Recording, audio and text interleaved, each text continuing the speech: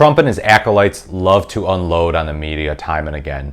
They know it's a good way to galvanize their base because their base hates the media and whatnot. And we have another example of this as reported by Raw Story about Pete Hegseth.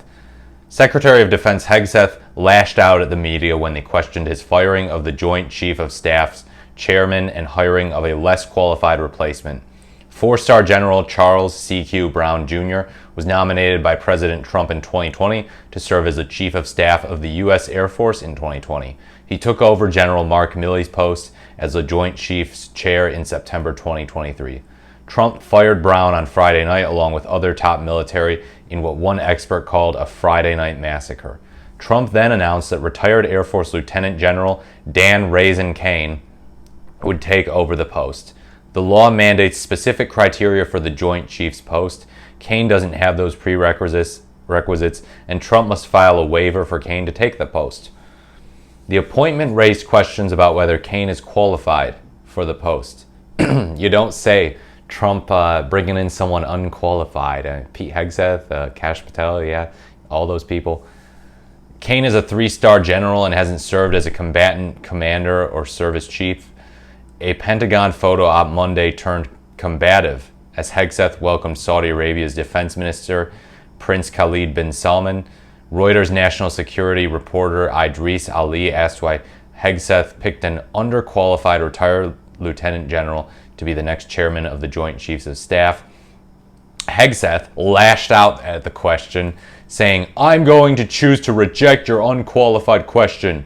He did not let me complete my question to point out that the nominee, Dan Kane, did not meet the legal requirement to be chairman and would need a waiver."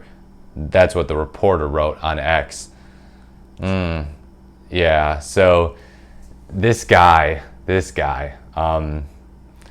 Hegseth, I mean, this is like, what's going on with the Trump administration? I have to say, I've been hearing a little bit about this, but he's always just going nuts with these firings.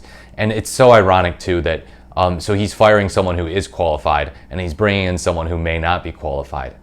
Isn't that so hypocritical? You know why? Because that's exactly what Trump and the far right criticize DEI for. They say, oh, with DEI, you're bringing in underqualified, unqualified people based on things other than merit, like race and sexuality and gender, and that's bad. We don't want that. We don't want this pandering. We don't want this nonsense. You need to always hire the most qualified people. And yet, here Trump is. Here Trump is. What kind of motivations could he have? Not good ones, not consistent ones, not ones that are consistent with what he says. This is totally hypocritical. And yeah, Pete Hegseth out there trying to defend himself, just whining to the media. This guy is a total clown. This guy is in so far above his head. It's really embarrassing. So he's definitely one of the worst of Trump's cabinet members. It's always interesting following up on him to see what type of nonsense he's rambling about. Hard power, soft power, going off on these 8th grade like foreign policy lesson ramblings. You know, yeah, just doesn't exactly ooze confidence and qualification. But he might not be drinking on the job, guys. Did you think of that? Did you think of the fact that he's probably enjoying some good, nutritious apple juice rather than hard liquor, beer, you know? He said he would stop drinking on the job, and I don't think he's broken that promise. So we need to give Mr. Hegseth credit for not breaking his promise of drinking on the job. Yeah. Let me know what you think in the comments below about this story. This was something I saw kind of brewing recently, and I just thought it was kind of interesting with the whole the general thing. But yeah, this was mostly for Pete Hegseth and his temper tantrum. Let me know what you think in the comments below. As always, like, comment, or subscribe to the channel. Thank you so much for watching. This has been the Morris, the Merrier, and I look forward to speaking to you in my next video.